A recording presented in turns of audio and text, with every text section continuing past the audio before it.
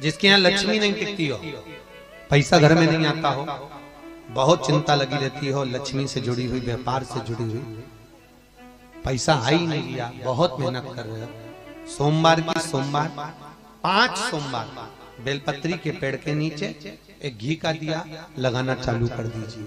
शाम के समय थोड़ी सी मिट्टी बेलपत्री के पेड़ के नीचे की उठा कर लिया, घर के अंदर लाकर इतनी सी मिट्टी लाकर पटक दीजिए। 5 सोमवार करके देखो, छठे सोमवार पे करने की जरूरत नहीं पड़ेगी, व्यापार अपने आप बढ़ना चालू हो जाएगा। लक्ष्मी शाम के समय पर प्रतिदिन बेलपत्र के पेड़ के नीचे बुआरी लगाने जाए। कारण लक्ष्मी को किसने आदेश किया कि तुम बेलपत्री के पेड़ के नीचे जाओ? तो महाराज माता लक्ष्मी की जो मां थी ख्याति देवी, लक्ष्मी जी की मां का नाम क्या है? ख्याति देवी। तो माता लक्ष्मी की जो मां थी ख्याति देवी, ये शंकर का भजन करने वाली थी, शिव जी का इतना स्मरण करती, शंकर की पूजन, शंकर का भजन, शिव जी का स्मरण खूब करती। अब ख्याति तो ख्याति है। तब माता ख्याति ने एक बार शंकर भगवान से निवेदन करा, भोलेनाथ मैं अपनी बेटी का विवाह करना चाहती हूं। तो शंकर भगवान बोले बहुत अच्छे से करिए, क्या दिक्कत है आपको बेटी ब्याहने में? पर भोलेनाथ मन इतना है कि मैं अपनी बेटी लक्ष्मी को आपको देना चाहता हूं। भगवान शंकर ने मन में सोचा कि मैं पार्वती से विवाह करूंगा, अभी सती संग है, और यह कह रही है कि लक्ष्मी दूंगी। जैसे ही कहा, थोड़ी देर बाद वहीं से नारायण आए और भगवान विष्णु ने आकर शंकर जी से कहा मैं लक्ष्मी को अधिक प्रेम करता हूं, लक्ष्मी से विवाह मैं करूंगा। भगवान शिव ने कहा कोई दिक्कत नहीं। शंकर भगवान ख्याति देवी को बोले, ख्याति तुम अगर लक्ष्मी का विवाह करना चाहती हो तो भगवान विष्णु के साथ कर दो। भगवान विष्णु के साथ? हाँ शिव, आप जिसके साथ बोलोगे मैं उसके साथ कर दूंगी। शंकर भगवान के कहने पर ख्याति देवी ने लक्ष्मी का विवाह नारायण के साथ पक्का कर दिया। जैसे ही नारायण के साथ में लक्ष्मी का विवाह पक्का हुआ, लक्ष्मी जी की बड़ी बहन दरिद्रता, जिसको लोग ज्येष्ठा देवी दरिद्रता देवी कहते हैं, उसको गुस्सा आता है। दरिद्रता को लगा कि बताओ मेरी शादी हुई नहीं और मेरी बहन की शादी पक्की कर दी। क्रोध आता, अपार क्रोध, और जैसे ही क्रोध आया, आते ही दरिद्रता ने कहा जब तक मेरा विवाह नहीं होता तब तक मेरी बहन भी नहीं दिया, मेरी बहन का विवाह नहीं होना चाहिए, जब तक मेरा विवाह नहीं होता तब तक विवाह नहीं किया। ठीक है,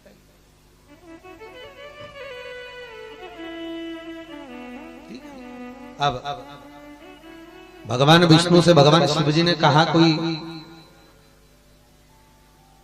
वर ऐसा ढूंढिए जिसके साथ में विवाह हो जाए। अच्छा, आप में से कितने लोग हैं जो अपने घर में लक्ष्मी जी की जगह दरिद्रता को बुलाते होंगे? कोई बुलाता अपने घर में दरिद्रता? कोई दरिद्रता देवी को नहीं बुलाया, लक्ष्मी। अब कौन बुलाए? कहा महाराज नारायण ने सामने से दुस्साह मुनि निकल कर जा रहे थे। दुस्साह मुनि को बुलाया, दुस्साह जी इधर आइए, आप शादी कर लीजिए। दुस्साह जी ने कहा मैं तो कुंवारा रहूंगा, मैं तो मैं साधु, मैं सन्यासी, मैं तपस्वी, मैं साधक, मैं उपासक, मैं विवाह नहीं कर सकता। दुस्साह जी जरा कन्या तो देखो जिसके साथ तुम्हें शादी करना है। दुस्साह जी बोले नहीं नहीं मैं शादी नहीं करूंगा, मैं शादी नहीं करूंगा। अरे कन्या तो देखो। जैसे ही दुस्साह मुनि को लक्ष्मी जी की बड़ी बहन दरिद्रता को दिखाया गया, दरिद्रता को जैसे ही दिखाया, दुस्साह जी ने शादी के लिए हाँ भर दी। ये तो बड़ी सुंदर है, बड़ी सुंदर, अपार सुंदरता है। दुस्साह जी ने दरिद्रता से शादी कर ली। लक्ष्मी की शादी नारायण के साथ हो। अब दुस्साह मुनि जैसे ही दरिद्रता को लेकर चले तो अपने घर में दुस्साह जी के यहाँ पर यज्ञ हो रहा था। ओम ब्रह्म वै स्वाहा ओम विष्णवे स्वाहा, ओम प्रजापते स्वाहा। यज्ञ अब जैसे यज्ञ की आवाज दरिद्रता देवी को सुनाई पड़ी तो दरिद्रता तो भागी और भाग के सीधे पीपल के वृक्ष के नीचे जाके बैठ गई। सीधे दरिद्रता पीपल के पेड़ के नीचे। दरिद्रता देवी पीपल के पेड़ के नीचे जाके बैठी, इसलिए हमारे हिंदू धर्म में घर में पीपल का पेड़ नहीं लगाया गया, क्योंकि उसके नीचे दरिद्रता का निवास होता है। पीपल के पेड़, दरिद्रता पीपल के पेड़ के नीचे जाकर बैठ गई। और पीपल के वृक्ष के नीचे जैसी दरिद्रता जाके बैठी तो लक्ष्मी ने भगवान विष्णु से कहा, मेरी बहन की शादी को बहुत समय हो गया, मिले चलो एक बार मेरी बहन से मिलकर आते। चलो भगवान विष्णु गए। अब लक्ष्मी, तुम किसी के यहाँ जाओगे मिलने के लिए तो ईमानदारी से बोलो, मिठाई लेकर जाओगे कि नहीं जाओगे? मीठा लेकर। अब लक्ष्मी जी ने जैसे मीठा दिया दरिद्रता को, दरिद्रता ने डब्बा खोला तो उसमें मिठाई देखकर दरिद्रता को क्रोध आ गया। अब दरिद्रता को जैसी क्रोध आया, दरिद्रता ने मिठाई का डब्बा उठाकर फेंक दिया। अरे लक्ष्मी, तुझे मालूम नहीं मेरे को क्या पसंद है और तू मिठाई लेकर आई है? लक्ष्मी जी ने कहा, जी मुझे मालूम है तुझे खट्टा और तीखा पसंद है, तो फिर मीठा क्यों लेकर आई? कौन ने कहा तुझे मीठा लेकर आ? कौन ने कहा तू मिठाई लेकर आ?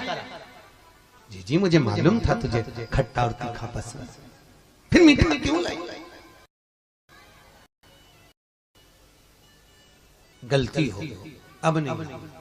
महाराज, लक्ष्मी और दरिद्रता प्रतिदिन रोज घूमने निकलते हैं। प्रतिदिन दुनिया के लोग लक्ष्मी को घर में बुलाने के लिए मिठाई का डब्बा, शक्कर, गुड़ घर के अंदर, रसोई घर के अंदर रखते हैं।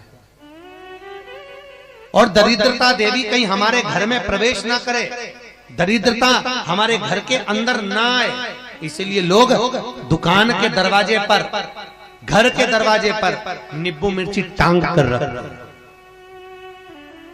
क्या रखते हैं? नींबू मिर्ची। आप लोगों ने देखा होगा कहीं कहीं नींबू मिर्ची टंगा हुआ, तो कई लोग कहते हैं नींबू मिर्ची क्यों टांगते हैं? तो क्या नजर के लिए नहीं। लक्ष्मी की बड़ी बहन दरिद्रता रोज प्रतिदिन घूमने निकलती है और लक्ष्मी भी घूमने निकलती है, तो दरिद्रता हमारे घर में प्रवेश ना करे, इसलिए दरवाजे से ही नींबू मिर्ची खाकर दरिद्रता बाहर की बाहर चले जाए, इसलिए नींबू मिर्ची दरवाजे पर और मिठाई घर के अंदर। लक्ष्मी अंदर आ, मिठाई दरवाजे पर नहीं रहती। लक्ष्मी भीतर प्रवेश कर जाए। महाराज, इसलिए हमारे हिंदू धर्म में बेटी की विदाई में 3 चीजें नहीं दी जाती। 3-4 चीजों का बड़ा भेद है महाराज।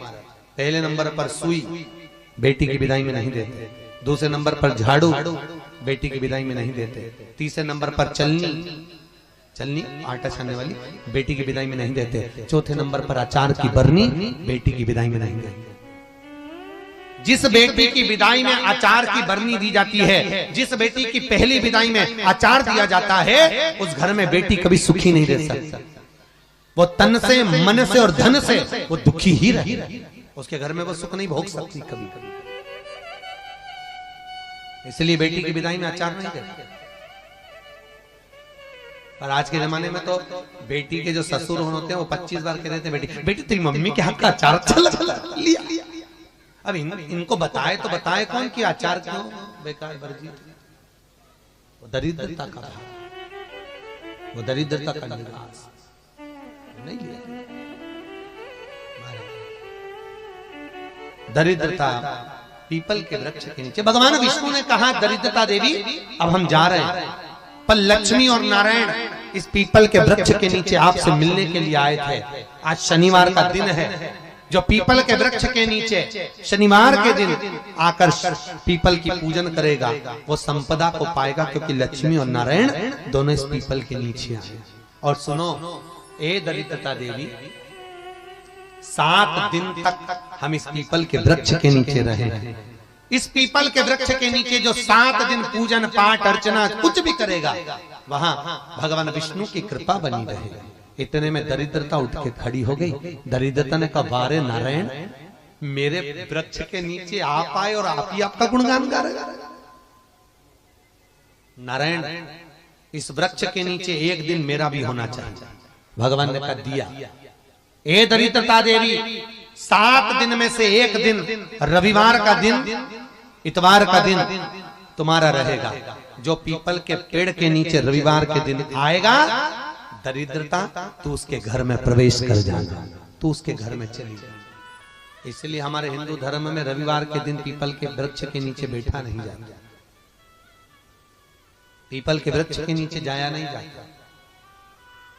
पर भगवान बोले, पीपल के वृक्ष के नीचे अगर कोई खाली हाथ आएगा तो दरिद्रता तू प्रवेश करेगी। और अगर पीपल के वृक्ष के नीचे अगर कोई रविवार को भी भूल से आ गया, उसके हाथ में अगर जल का पात्र हो, कुंकू का चोपड़ा हो, कोई सामग्री हो, तो उसके यहाँ तू प्रवेश नहीं करेगी, क्योंकि तुझे भाग वही मिल गया। दरिद्रता देवी ने हुंकारा। इसलिए महाराज, पीपल के वृक्ष के नीचे रविवार का सींचन नहीं है।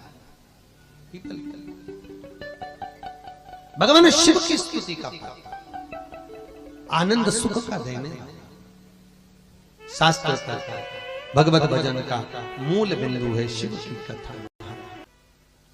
कोई कार्य उलझ रहा है, बहुत दिनों से लगे हो, व्यापार आज चल रहा है, एक दिन छुट्टी है, फिर व्यापार चल रहा है, फिर नीचे घाटा आ रहा है, फिर चल रहा है, फिर घाटा आ रहा है, बटकेश्वर का स्मरण करें।